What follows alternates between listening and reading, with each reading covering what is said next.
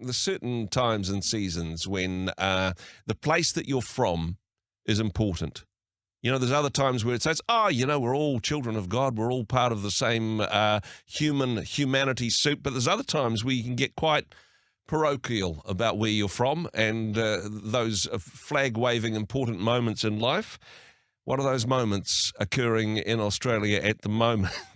Craig Heilmann, our Aussie correspondent, joins us.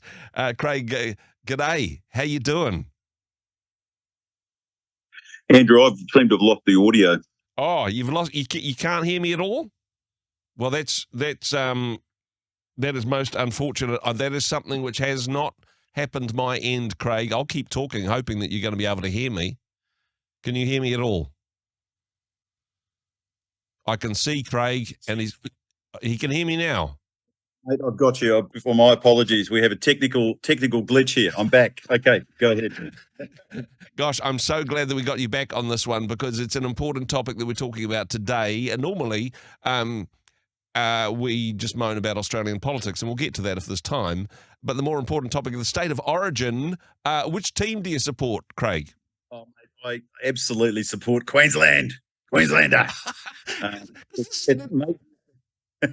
is an interesting thing because Queensland is where you are, but that's not where you're from. I thought state of origin was where you're from, but and I mean Tasmania don't have skin in the game, I suppose. We don't have any skin in the game, mate. But look, my family have been associated here with Queensland for the last 20, 30 years, and this has sort of been our second home. So now it's our first home, and so I consider myself a dyed-in-the-wool maroon, mate. Absolutely, and we crushed those little cockroaches last night. Yeah, although I managed to smack one of our guys down. That's why we won the game, by the way. One of their guys took out one of our guys after 7 minutes, and that's the way state of O is. It's pretty full on. And yeah, a convincing win for the Maroons first up, and it gets pretty serious, really, doesn't it? I mean, this is a kind of an all-in type thing. It's kind of got a Mad Max type vibe to it. Things get so feral on State of Origin. Do you know what's such a history to it in terms of the aggro and the hatred, but it's actually lovely to see still a little bit of parochialism survive in this globalizing age in which we live. That Queenslanders genuinely want to take down the New South Welshmen, and they want to take us down. And I mean, I know there's not a lot of violence left in the game. Let's face it, but a little bit of biff and a little bit of aggro on the field always gets people charged up. And it is a sport in the end, and it's a fun sport. But Queensland, mate, we dominated, and we did that in their backyard. So what can I say? That gives an extra good feeling to it. And I love the way that State of Origin mixes things up because you've got teams that are playing, in different leagues in the NRL, but suddenly, literally, all bets are off. The people who used to be their teammates, they're now the opposition. Of course, it's just New South Wales and Queensland. I'm not sure New Zealand could get a team together. Maybe if New Zealand combined with Tasmania, I don't know, maybe we could get some skin in the game that way. Because there'd probably be one Tasmanian in the side, but there you go. No, I actually think it would be fun. It would actually be quite fun if they included a New Zealand team of genuinely people born in New Zealand. It'd be quite fun actually if they did that. So maybe they should expand that. Exactly. I don't know if any of the states here would win. I mean, I think New Zealand would field a pretty impressive side. It probably would, actually, and you probably do better than the Warriors. Just saying, if we took all of our people back, and I noticed that in terms of the immigration policy, that even if you're born in New Zealand, if you're a good league player, then you're Aussie all the way. That's the way that one goes, right? Well, there are some we keep and some we throw back, brother. Hey, you're talking about, I suppose, this type of parochialism, and in this type of situation with State of Origin, it does get a little bit intense at times. But then when Australia's playing an international team, then all of those differences are put aside because you've got a common enemy. I suppose you've got a common enemy. The same thing happening in Canberra at the moment. It seems that your Prime Minister and the leader of the opposition, they've got a common enemy because they're agreeing about something for once, right? Stunning, because they never agree about anything. Every day is just it's like one long State of Origin battle, basically. Yeah. And yet yesterday they were in violent agreement about something. One thing they could violently agree upon in Parliament. So we had the Prime Minister and we had the Leader of the Opposition get up and both give a speech condemning the Green Party. Oh my So goodness. they could agree on that. The mixture of what are Labor? Labor are red and Conservatives are blue, and the mixture between them somehow is green, isn't it? No, well, anyway, condemn those guys. although I thought that the Prime Minister, he had a tealy tinge to his politics, didn't he? I thought he was greener than most, perhaps recent. He is. You are so right. He is actually very green, and he's so afraid of the Greens as well because he's got these inner city Labor seats that are really under threat. And that's really what's going on. And all the stuff that's being thrown around against anti-Israel and pro-Palestine and pro-Gaza and all that is actually really about winning some seats in the inner cities of Australian cities like Melbourne and Sydney, etc. That's what it's really about. So this isn't even pushing back against environmental issues, although I know that's a contentious one in an Aussie Parliament as well. But the specific stand that the Aussie Green Party have taken on the Gaza issue, everybody's up in arms about that one. Yeah, because they do extreme things and they make extreme statements, and it actually is really gone into the train of the anti-Semitic, to be honest. It really has crossed lines. And that's what set both the parties in motion.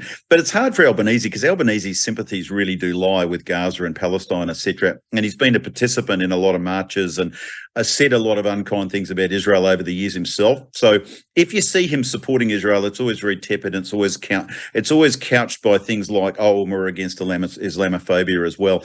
He's never able to say, let's take a strong stand against anti-Semitism. I've got to be honest, Andrew, what's going on in terms of anti-Semitism in Australia is disgusting. Yeah. Like it really is. It's shocking.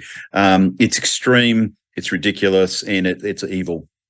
And we should call it that. We shouldn't have to put any more prefaces on it. It is bad what's going on. Yeah, I mean, it's all very well to have, a bit of fun, bit of tribalism when it comes to state of origin, but that same type of attitude taking a darker, more serious tone when it comes to views within the community, and I mean, not just restricted to outside of the church either. Some very strong views and opinions either side on this. A lot more heat than light, Craig.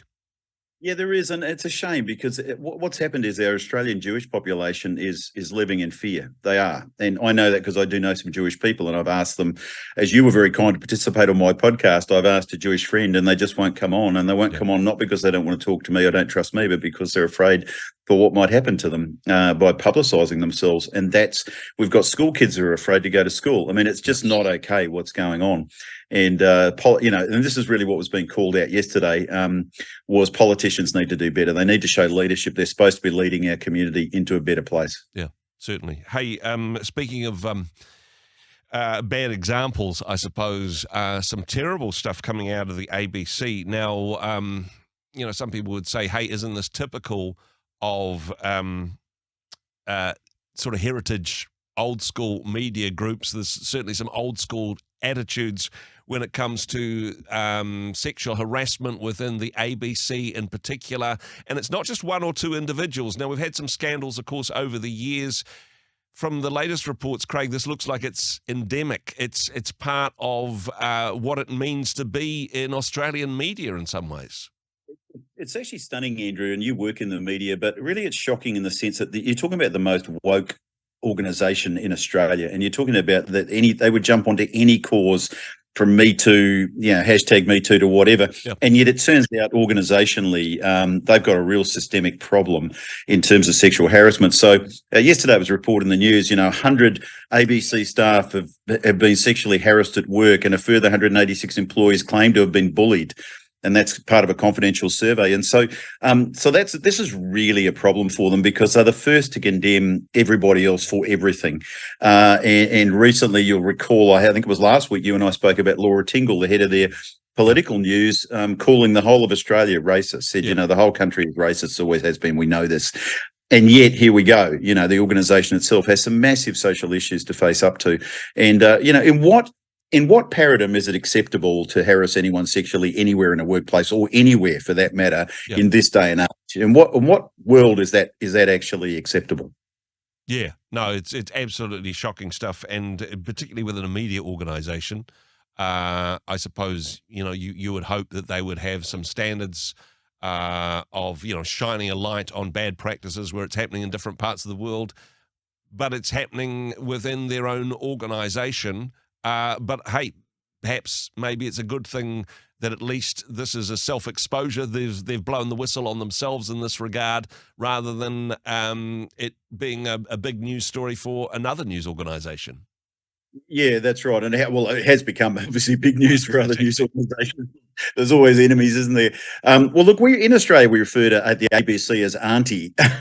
Auntie's always looking over our shoulder, looking out for us. And look, in this case, we were just a bit scared about what Auntie's hiding under her skirts. That's all I'm saying. Yeah, no, some difficult conversations to be having, and I suppose some difficult conversations about for Australia, who do we want to be as a people, and in terms of picking a team, is it Blues or Maroons? Well, we know the answer for you, Craig, but also some difficult decisions when it comes to identity and what it means to be Australian going forward in that regard. Hey, appreciate your comments as always. Thanks for joining us. God bless, my friend. Look after yourself. Hey, thanks very much for joining us in the Rhema studio. Thanks very much for watching the interview. It's kind of nice to have an audience, actually. And if you did like what you watched, then do give us a like, do give us the thumbs up. And if you'd like to see more interviews like that one, or perhaps even better, subscribe and those interviews will come straight to you. Don't forget to turn on your notifications, and we'll see you in the next one. Cheers.